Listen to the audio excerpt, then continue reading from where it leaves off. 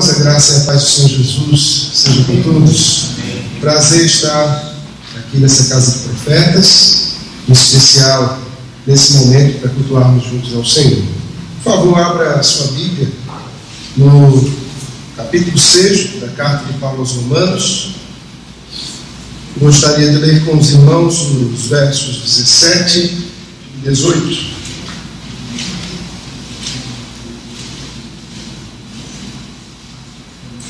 Romanos, capítulo 6, versos 17 e 18.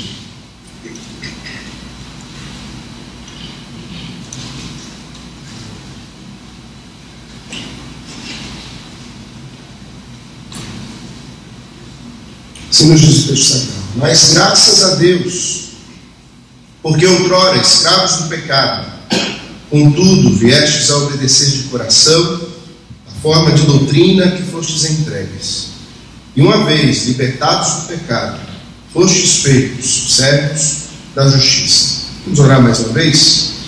Senhor, nós louvamos ao teu nome nessa manhã, nesse ajuntamento santo, em que o teu povo se reúne para exaltar-te, para cultuar ao Senhor. Nós exaltamos ao Senhor pela salvação. E nesse momento clamamos que o Senhor mais uma vez nos fale, pelo poder da tua palavra, que o teu Espírito, no seu poder, aplique ao nosso coração, o teu Espírito nos alimente, nos conforte, nos console, o teu Espírito nos desafie a vivermos em fidelidade à tua palavra. Pedimos, pois, que o Senhor e apenas a tua voz seja ouvida nessa manhã, em nome do Senhor Jesus. Amém.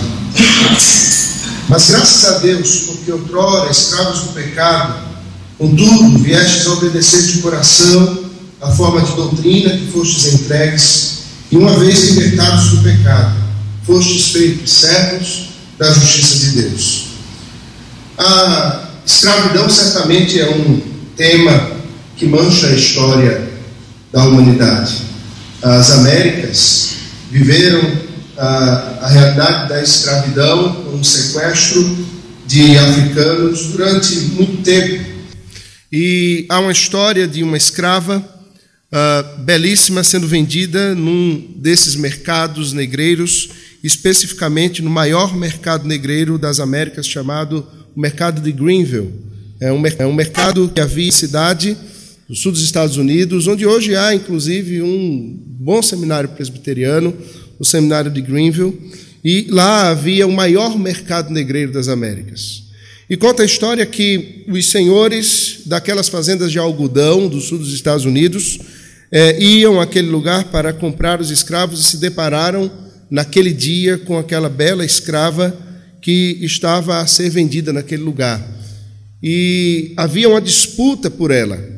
Cada qual que oferecesse um lance maior era um leilão de horrores, e cada qual que quisesse aquela escrava para os seus próprios deleites pecaminosos, carnais. E ela já vinha de uma outra realidade de escravidão, já conhecia o que lhe aguardava em sendo levada por algum daqueles homens. Os lances eram feitos e ninguém conseguia levá-la, porque os lances iam se sobrepondo, até que entra naquele ambiente, naquele mercado, um senhor que não era visto costumeiramente naquele lugar, e ele dá um lance maior do que todos. Aquele lance é possível de ser coberto. Ninguém vai disputá-lo mais. E os senhores de engenho de algodão se afastam, e aquele homem toma aquela escrava nas mãos, e ele a leva até um lugar onde um documento é lavrado. Ele a arrasta pela cidade para um determinado lugar e ali entrega a ela um documento que havia sido lavrado, e era a alforria dela. Ela recebe aquilo e ela não sabia que aquele homem que a havia comprado era o maior abolicionista que havia naquele momento nos Estados Unidos, chamado Abraham Lincoln. E ele, antes de ser presidente dos Estados Unidos, como um jovem advogado, militou em inúmeros mercados dos Estados Unidos, comprando, alforriando. E nós conhecemos a Guerra da Secessão Americana, teve como motivação exatamente uma delas a alforria ou a libertação dos escravos, e por iniciativa do próprio Abraham Lincoln. E ao entregar aquele documento àquela mulher, ela o recebe, ela vê que é a alforria, ele diz a ela que é a alforria, mas ela olha para ele e diz: mas eu não tenho para onde ir. Eu vou ser livre para morar aonde? Viver nas ruas? Eu não vou poder me sustentar, eu não vou poder me manter, eu não vou ter proteção, eu vou ficar à mercê das situações e certamente eu serei reescravizada. E essa era uma realidade americana. Escravos alforriados que eram reescravizados, eram trazidos à escravidão novamente. E há uma história conhecidíssima nos últimos anos, que se tornou ainda mais conhecida através daquele filme célebre 12 anos de escravidão, que é uma história real, que mostra a realidade de pessoas livres que eram escravizadas dentro dos Estados Unidos da América. Aquilo era verdade. Abraham Lincoln olha para ela e diz: olha, se você não tem para onde ir, você é livre, mas você é bem-vinda na minha casa. Você é bem-vinda na minha casa para trabalhar lá, para lá viver e lá ter proteção. Eu penso que esse texto que nós lemos, que se encontra na carta de Paulo aos Romanos, e os irmãos conhecem essa carta, conhecem bem essa epístola. Há daqueles que dizem assim: um teólogo não é um teólogo até que pregue a carta toda de Paulo aos Romanos, até que escreva um comentário sobre os Romanos. Todo mundo quer escrever um comentário sobre os Romanos. O texto profundo é a carta que fala sobre doutrinas profundas e basilares na fé, e que tem como escopo, que tem como fundamento todo o discurso nela, não é? A liberdade que nós alcançamos, ou com a qual nós fomos alcançados pelos méritos do Senhor Jesus. O assunto da epístola é a justificação pela fé em Cristo Jesus. E Paulo, ele vai no seu discurso aprofundando o tema, falando do pecado, falando da realidade em que os homens se encontram mortos, pecaminosos, inimigos de Deus. E ele chega nesse capítulo 6 em que ele diz que esses homens finalmente alcançados pelos méritos de Cristo, pela obra expiatória do Senhor Jesus, eles são livres do pecado pela graça. Mas essa liberdade não é uma liberdade para se viver como se entende, como se quer, como se dá na cabeça, na telha. Há um propósito, há uma mudança de status, mas há um status que é imposto a estes que são libertos. E nesse texto que nós lemos, Paulo vai, dentro de um aspecto, tratar da escravidão, tratar da graça de Deus e tratar da nova realidade, da nova vida daqueles que foram libertos dos mercados do pecado, do mercado dos horrores, da queda, do mundo que é de Deus e vive como se Deus não existisse, numa inimizade constante contra ele. E ele inicia nesse verso 17, e eu não tenho tempo para aprofundar mais no contexto, irmãos, os irmãos que são aí teólogos ou quase teólogos, conhecem o texto e podem fazê-lo isso com mais propriedade do que eu. Mas Paulo, nesse texto, no verso 17, eu quero chegar me aproximando já imediatamente desse texto que lemos, glorifica, exalta, bendiz ao Senhor numa estrutura que poderia muito bem ser colocada como estrutura de adoração, de louvor, de cântico para a igreja. O formato em que ele coloca estes versos é um formato de cântico mesmo, é um formato de glorificação ao Senhor. Graças a Deus. É como alguém que está jubilando, está suspirando, como quem olha para uma antiga vida e dizendo: graças a Deus que eu não vivo mais aquilo que eu vivia. É como alguém que olha para aquela situação de escravidão em que os senhores se faziam cada vez piores sobre a sua vida, escravizando em aspectos cada vez mais terríveis, e é assim que vive o homem no pecado, sendo escravizado pelos seus sentidos, sendo escravizado pelas suas emoções, sendo escravizado por necessidades falsas, sendo escravizado pelo espírito do século, sendo escravizado mesmo pela religiosidade, sendo escravizado por inúmeros senhores que vão colocando cada vez num aspecto mais profundo e horrível do seu pecado.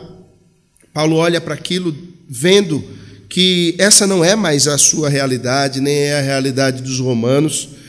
E precisamos perceber que quando ele escreve isso e ele endereça essa fala a uma igreja que está posta em Roma, ele está falando sobre um ambiente em que há uma batalha, há uma guerra de cosmovisões, há um ambiente de terrível imposição de um mundanismo vivido, de um humanismo cultural, de um humanismo impregnado nas pessoas, onde os cultos, eles eram aos mais diversos deuses, os deuses proliferavam nas ruas de Roma, com os mais diversos tipos de adoração, de sacrifícios, cultos que eram feitos regados à bebida, à prostituição, ao adultério, e num ambiente em que a moral ela era tão duvidosa, porque a partir dos próprios Césares, que se intitulavam deuses, augustos, dignos de adoração, havia todo tipo de pecaminosidade, e em especial o César da época em que Paulo escreve a carta aos romanos, era um indivíduo que havia pego um dos seus escravos, havia emasculado esse indivíduo e tornado aquele escravo sua mulher. Essa era a situação da carta ou do ambiente da igreja de Roma a quem Paulo escreve. Ele diz: nós fomos libertos de todo esse pecado que pulula ao redor de vocês. Vocês não são mais escravizados por essas coisas que vocês veem nas ruas. Não são mais escravizados por essa realidade que está ao redor de vocês. E muito embora vocês estejam assim, estejam nesse ambiente, isso faz parte do passado de vocês. Outrora, vocês foram escravos desse pecado. Provavelmente, dentre aqueles crentes, dentre aqueles cristãos de Roma, havia pessoas que foram escravizadas pela idolatria, pessoas que foram escravizadas por práticas pecaminosas tão nefastas que nós não podemos nem nominá-las, pessoas que talvez tivessem vindo de experiências sexuais pervertidas, pessoas que provavelmente vinham de situações em que tiveram que romper com famílias, tiveram que romper com o seu status passado, tiveram que romper com a sua antiga vida de forma radical. E Paulo diz: vocês outrora eram escravos disso tudo. E aqui ele vai fazer então uma passagem para a nova vida, dizendo: contudo, mesmo diante disso tudo, mesmo diante de tanto pecado, humanamente observando que seria impossível que vocês fossem transformados, vendo de um aspecto da antiga aliança, quando nós judeus olhávamos para vocês, diziam: vocês são cães selvagens, não há salvação para vocês. Contudo, apesar disso tudo, apesar da impossibilidade de vocês serem alcançados, vocês foram alcançados. A vida de vocês foi transformada. Apesar de tudo que vocês viviam, de toda essa escravidão do pecado, vocês vieram a obedecer de coração a forma de doutrina que fostes entregues. A obediência a que aqueles que são eleitos, são alcançados pelo Evangelho e pela palavra, não pode ser outra obediência senão a obediência de coração. E aqui, irmãos, há um termo, coração, cardia, que nós o conhecemos bem, que não é aplicado no Novo Testamento, senão de uma maneira metafórica. E coração é a metáfora bíblica para o centro da vida, para a sala de comando, para o homem interior, para o lugar onde as razões elas tomam forma, o lugar onde as necessidades começam a ser percebidas e muitas vezes se tornam senhores da vida. É o lugar onde nós racionalizamos, onde nós sentimos, onde nós pensamos, é o centro é o lugar nevrálgico do ser humano. Alguém perguntava onde fica a alma, e um pastor dizia, não sei bem onde fica, mas ela pode ser chamada por um outro nome: coração. Coração é esse homem interior. E o apóstolo Paulo diz que essa obediência, ou seja, essa mudança de vida, da escravidão do pecado, agora para serem obedientes, é uma obediência de coração, de inimizade, de rebeldia, de serem pessoas aborrecedoras de Deus. Elas passam a ser como filhos amados, obedientes ao Senhor de coração, ou seja, os meus comandos, os meus pensamentos, que vão exteriorizar-se em palavras ou em ações. Isso agora, tudo é movido por uma obediência. Tudo é movido por um desejo que brota do centro da vida, de que o Senhor seja glorificado, porque Ele é o Pai e nós somos seus filhos, e aos seus comandos nós dizemos sim, Senhor, e o obedecemos. Obedecer de coração, irmãos, é nós avaliarmos a nossa alma numa conversa pessoal com ela, avaliando a nós mesmos diante da palavra de Deus, avaliando a nossa alma diante da palavra de Deus, numa confrontação pessoal com os seus preceitos, com as suas ordens, com as suas declarações e com os seus comandos, a fim de chegarmos a uma conclusão: de fato, fomos tirados da escravidão do pecado, e se o fomos, nós então agora somos obedientes de fato de coração. É aquela obediência que ninguém vê, é aquela obediência que está nos nossos olhos, é a obediência que está nas palavras que não são ouvidas, mas que são ditas na nossa alma, é naquelas ações que não são exteriorizadas, mas interiormente são visíveis diante do Deus que tudo vê, do Deus diante do qual nós estamos nus diante dos seus olhos. Afinal de contas, como diziam os nossos pais puritanos, nós vivemos corandeu, vivemos na presença de Deus, não há como fugir, não há como escapar, não há como nos escondermos dele. Quando o salmista diz que se ele for ao mais alto dos montes, o Senhor lá está; se ele descer ao mais profundo dos vales, o Senhor lá está também. Essa é uma realidade que a nós, os seus servos, que obedecemos de coração, é confortante. É uma realidade que nos traz paz, é uma realidade que nos traz consolo, é uma realidade que nos traz fortalecimento. Mas para aqueles que não obedecem ao Senhor de coração, essa é uma realidade terrível, não? A realidade de não ter como se esconder do Senhor Deus, é a realidade de não ter aonde ir, aonde se colocar fora da sua presença. A fuga de Deus é a tentativa do homem desde que pecou no Éden. A tentativa de se esconder dele é a busca desesperada de não estar na sua presença, é a ansiedade que brota no coração do homem desde a queda. Nós vemos no texto de Apocalipse, no capítulo 3º e 4, quando o Senhor fala no capítulo 2º e 3º às igrejas, no capítulo 4 ele fala do grande e terrível dia do Senhor, e diz que esse grande e terrível dia ele vem para todos, e os reis, os generais, os grandes, os livres, os escravos, os pequenos, eles dirão: ai de nós, e clamarão aos montes: caiam sobre nós, porque grande e terrível é o dia do Senhor. Mas não haverá onde se esconderem, mesmo que os montes caiam sobre eles, o Senhor lá estará. Obedecer de coração é ter aquela compreensão que Calvino tinha: coração é uma perpétua fábrica de ídolos. E essa é uma terrível e trágica realidade para nós, que fomos libertos da escravidão do pecado, que fomos tomados pelas mãos e alforriados, mas que realidade terrível que ainda quer se assenhorar de nós. O nosso coração é uma perpétua fábrica de ídolos. Quando Calvino falava sobre isso, eu entendo certamente que ele não pensava numa fábrica de produção em série. Isso vem a acontecer apenas com Henry Ford, depois da Revolução Industrial. A fábrica dos seus tempos eram aqueles galpões construídos no quintal de casa, onde a fabricação era manufaturada, onde aquilo que era fabricado ou produzido era com as próprias mãos.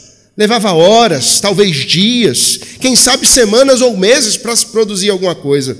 Martelo, escopo, imaginação, calos nas mãos, tempo gasto produzindo alguma coisa. E quando ele diz perpétua fábrica de ídolos, é uma realidade que tragicamente se impõe a nós. Acordamos e somos, por causa do pecado que ainda tenazmente nos assedia, levados a abrir voluntariamente o galpão da idolatria e com as nossas próprias mãos esculpirmos os nossos deuses domésticos, as nossas divindades particulares, a quem nós queremos servir, a quem nós queremos sacrificar, a quem nós queremos apresentar a nossa vida. E Calvino diz, essa é a nossa trágica realidade.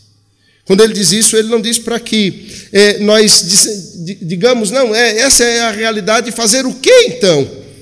Não, nós precisamos entrar certamente no galpão diariamente.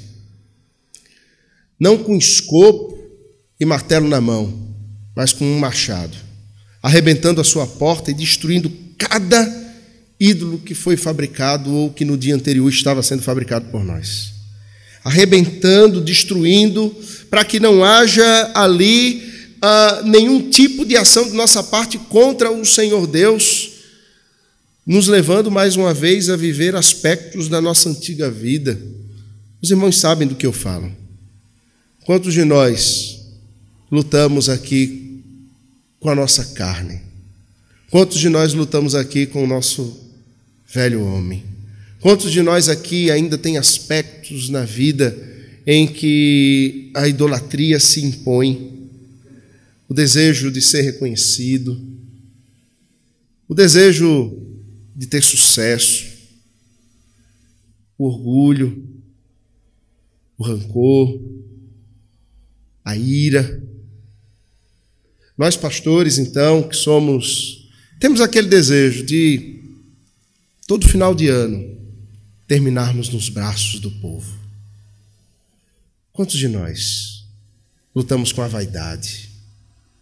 Lutamos com aspectos da nossa antiga vida, que estão lá, querendo se tornar ídolos para nos dirigir, nos conduzir.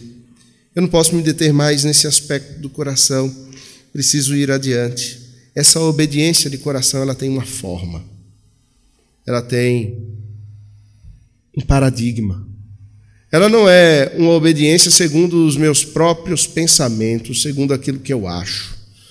Eu acho que obedecer a Deus é assim, ou eu penso que obedecer a Deus é de tal forma. O texto, segundo o apóstolo Paulo nos ensina, essa obediência de coração, ela tem uma forma. Olha o texto, verso 17 nos revela isso. A forma da obediência de coração não é a forma que eu acho, que eu penso, mas é a forma de doutrina a qual nós fomos entregues, ou a que fostes entregues. A obediência não pode ser algo da minha imaginação. Isso alcança os mais diversos aspectos. É a obediência no que eu penso, é a obediência no que eu falo e no que eu faço. É a obediência nos meus aspectos familiares, nas minhas relações interpessoais. É a obediência na solução dos meus conflitos, nas escolhas de dar a outra face ou dar a outra mão. É a escolha de dar a capa ou dizer que não dou. É a escolha de amar ou não amar. É a escolha de caminhar uma segunda milha ou não caminhar uma segunda milha. É a obediência que vai se impor na maneira como nós desenvolvemos o nosso ministério pastoral. E nós temos um modelo para isso. O nosso pastor, o supremo pastor, ele se fez ovelha e foi levado como ovelha muda ao matadouro. Irmãos, não há nada diferente disso que nos espere. Se queremos, de fato, ser pastores segundo o coração do Supremo Pastor, nós precisamos estar prontos para ir ao matadouro, para ir ao Calvário, para ir à cruz. Não é no ministério pastoral que nós vamos encontrar tapinhas nas costas. Se queremos ser fiéis ao Senhor, não é no ministério pastoral. Não é no ministério pastoral que nós vamos encontrar sucesso. Sucesso no ministério pastoral é morrermos. Sucesso no ministério pastoral é deixarmos de sermos nós mesmos para sermos mais Cristo. Sucesso no ministério pastoral é perdermos as nossas razões, as nossas vaidades, os nossos orgulhos. É nós negarmos a nós mesmos, é tomarmos a cruz e seguirmos ao Senhor Jesus. Não é nada diferente do que se impõe a qualquer um daqueles que foram comprados no mercado da escravidão do pecado e tornados obedientes de coração à forma da justiça. Mas eu quero pensar com você num aspecto aqui.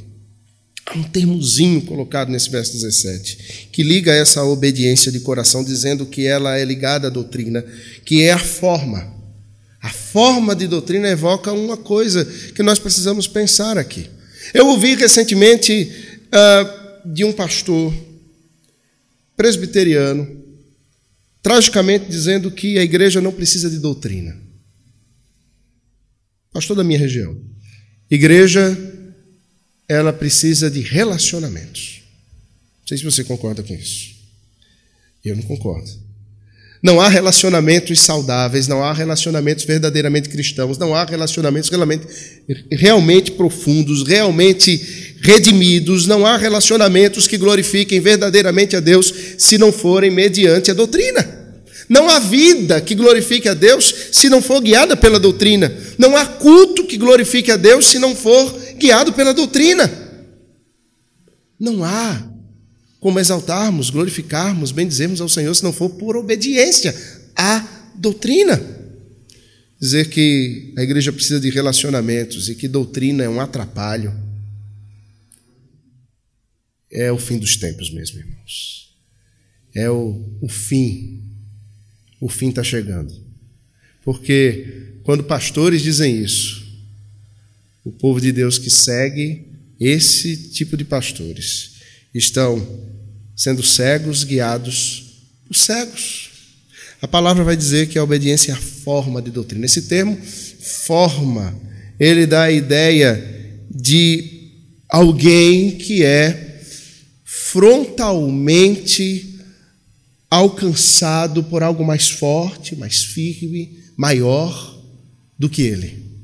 É a ideia de alguém que vem na sua direção de vida, vai no seu próprio caminho e de repente, sem aviso, sem nenhum tipo de informação, recebe uma barroada com toda a força, com todo o impacto, com toda a veemência no seu rosto, de maneira como se uma barra de ferro o alcançasse, o ferisse frontalmente, de maneira a aprofundar a sua face, de maneira a deixar uma marca no seu rosto, no seu corpo, que não é a marca antiga que o seu rosto ou o seu corpo tinha, onde esse elemento frontal e exterior à sua vida lhe esbarra ou lhe confronta. Esse lugar fica marcado por aquilo que o alcançou, por aquilo que o confrontou, por aquilo que o acertou. É como se nós fôssemos, na nossa vida natural de inimizade contra Deus, caminhando para o juízo de Deus, e nós fôssemos alcançados nessa nossa vida despretensiosa. E é exatamente isso, por um poder tal, que nós somos marcados por ele. Não há cirurgia que tire isso de nós. Não há como o nosso rosto voltar à antiga forma. A forma dele é a forma da doutrina. A doutrina, ela nos confronta, sim. A doutrina nos humilha. Muitas vezes a doutrina, ela não nos é agradável. Muitas vezes a doutrina, ela nos deixa, cabisbaixos por causa do nosso pecado. A doutrina nos humilha. A doutrina muda o nosso rumo. A doutrina muda a nossa vida.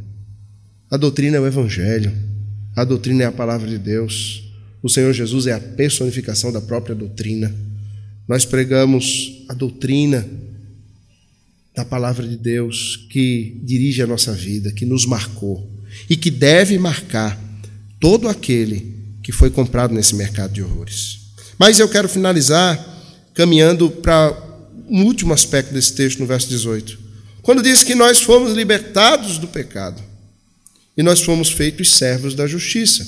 O tradutor aqui quis ser mais poético do que Paulo. Ele quis fazer um trocadilho com termos e com palavras, mas vocês que sabem grego muito melhor do que eu, compreendem que o termo servos e o termo escravos é o mesmo termo, é a mesma palavra, é a mesma colocação que está feita aqui. Éramos escravos do pecado, servos do pecado, e nós fomos feitos escravos, servos da justiça de Deus. Isso significa que quando fomos libertados do pecado, a nossa vida não é uma vida de liberdade para fazermos o que queremos. É uma vida em que nós não somos donos dela. É uma vida em que, uma vez libertos, nós passamos a ter um novo Senhor. Só que a diferença é que esse Senhor não é o Senhor pecaminoso da morte. Esse Senhor é o Senhor amoroso e é a própria vida. Nós somos dirigidos, conduzidos e guiados por Ele. E como bem entendemos, os escravos daquela época não eram como os escravos americanos. Os escravos que serviram nas Américas, sequestrados da realidade de suas tribos africanas. Os escravos ali eram feitos escravos por dívida, eram feitos escravos por guerras. Mas havia uma coisa: o escravo, ele integrava a própria família do seu senhor. Ele vivia na realidade romana dentro de um ambiente familiar chamado Vila Romana. A Vila Romana era um ambiente onde havia o senhor, onde havia a sua esposa, os seus filhos e os seus servos, que integravam essa realidade, essa unidade que era a Vila Romana. Ali o escravo tem alimento, o escravo tem segurança, o escravo tem proteção. Naquele ambiente da vila, o escravo, ele tem tudo o que ele necessita. E alguns desses escravos, vocês sabem também, ao completar o ano, o tempo da sua escravidão, quando a dívida finalmente era paga, e quando eles deveriam ser libertos, eles diziam: não, Senhor, eu não tenho para onde ir, eu quero permanecer como teu escravo. E a orientação do Senhor: tudo bem, você quer permanecer como meu escravo, você está apegado a mim, a minha família, você é bem-vindo na minha casa, mas todos precisam saber que agora você é um escravo por sua própria vontade. A sua vontade foi conquistada pelo amor, e você é escravo por amor. E uma argola de ouro era colocada na sua orelha, de maneira que ele andava pelas ruas e as pessoas diziam: lá vai um escravo que ama o seu Senhor.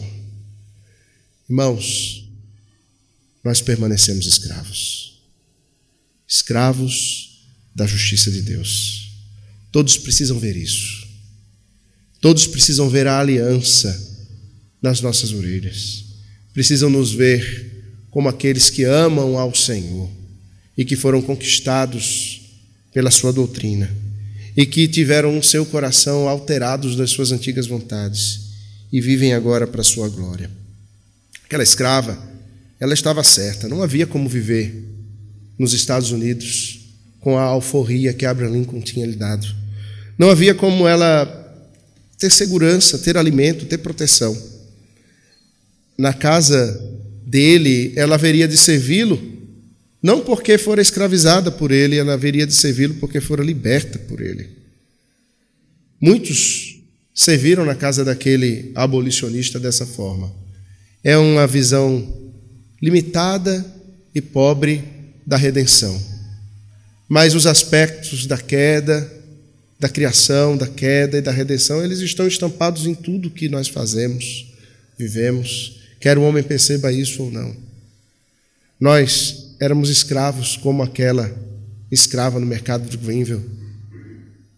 Nós tínhamos senhores terríveis que queriam destruir-nos por dentro e por fora. Nós fomos alcançados por um Senhor que pagou um preço tão alto por nossa alforria. Mas nós não temos para onde ir. É diante dele que vivemos. É na casa dele que habitamos. E se não for o nosso Senhor a nos proteger, nos alimentar, se não for o nosso Senhor a nos guardar, para onde iremos, se só ele tem palavra de vida?